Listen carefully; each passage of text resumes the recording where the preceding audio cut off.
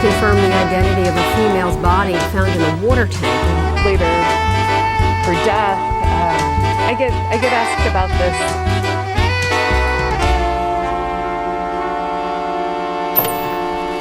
Good morning, good afternoon, and again, if it's night, I pray for your mental well-being.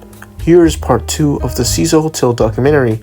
The last video, we went over the history of the hotel, from when its walls were first built to the numerous deaths and serial killers that inhabited the hotel. Last video, I mentioned a very mysterious but disturbing case. This case is about a now deceased 21-year-old Elisa Lam. May she rest in peace. I'll be going over the case with an open mind while also adding my own commentary and thoughts. So, without further ado, let's get to it.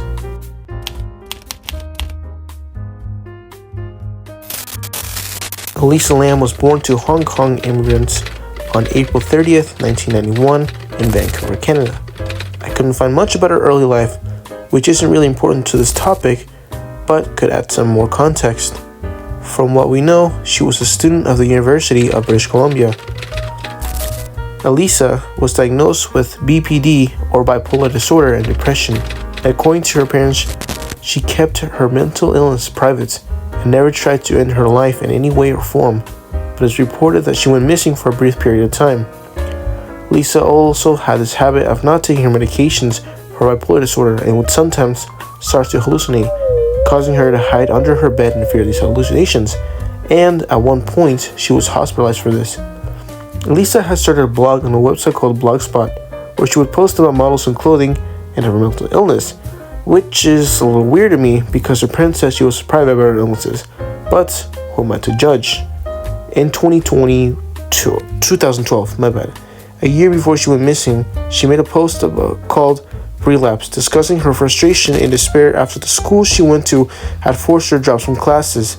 This seemed to greatly upset her, as it made her feel hopeless, even quoting, "You're always haunted by the idea you're wasting your life." She would state that she's leaving Blogspot to join a little-known website by the name of Tumblr.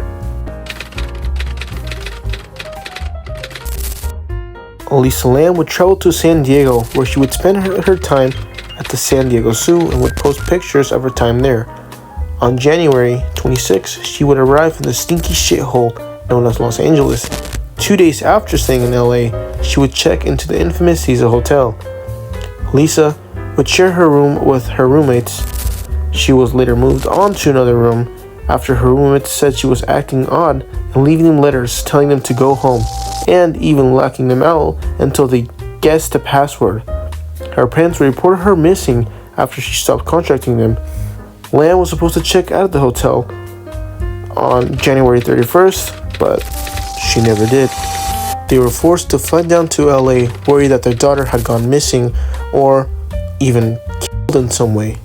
The police searched all over the hotel. They even brought out dogs and searched her room, but there was nothing. They searched the roof, and yet there was no trace of Lam. And now, I want you to remember this part because it'll be important later. A week later, no one had seen Lam.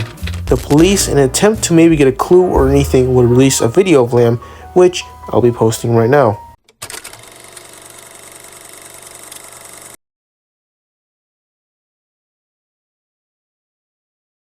In the video, she's seen frantically clicking different buttons and then peering out of the hallway. She would also be seen talking to someone or something, but it wasn't clear what it was or what they could be talking. There are a lot of theories on what she was doing in the video. Some suggested that she was possibly trying to escape from someone pursuing her.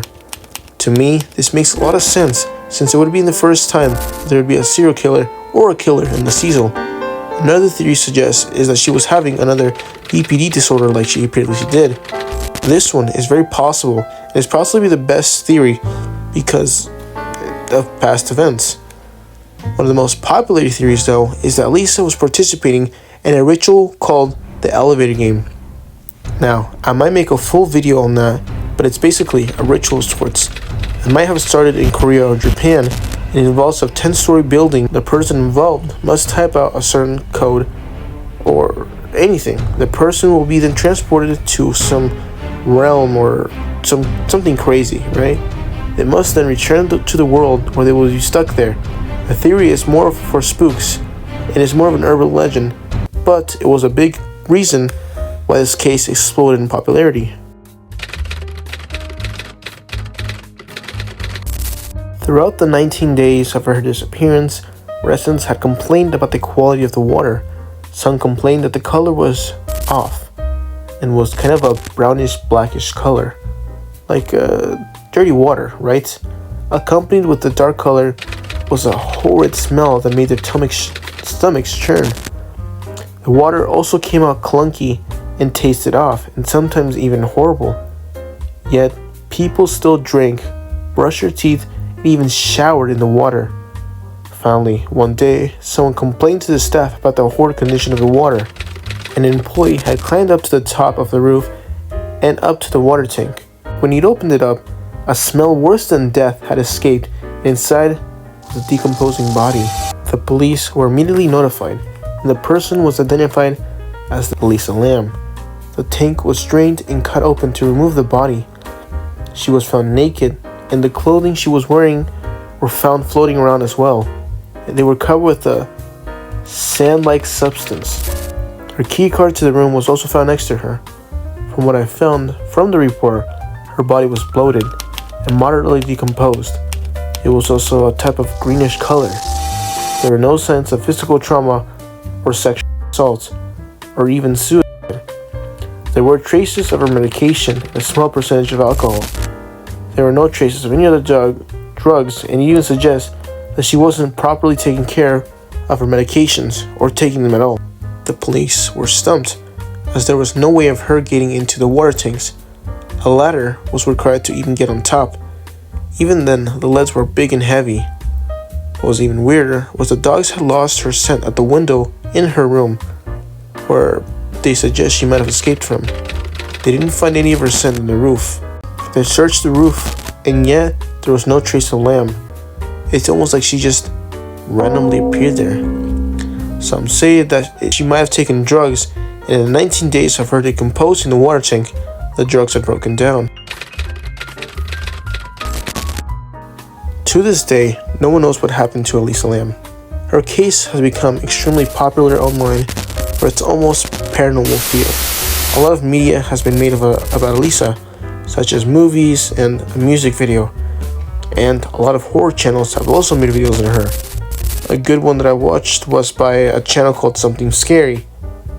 Now, hopefully, the Lam family was able to grieve in peace, even with all the media being made about her daughter's death. Whew, my god. This has been a long video, and a lot of fun writing, and just voicing it, although it took a while because I kept messing up. Comment down below what you liked about the video, right? And if there's any changes I should make to the video. If you like what you saw, and if you like what you heard, make sure to hit the like button and subscribe if you want to see more. I have been Detective Patrick Amen, and I'll see you guys later.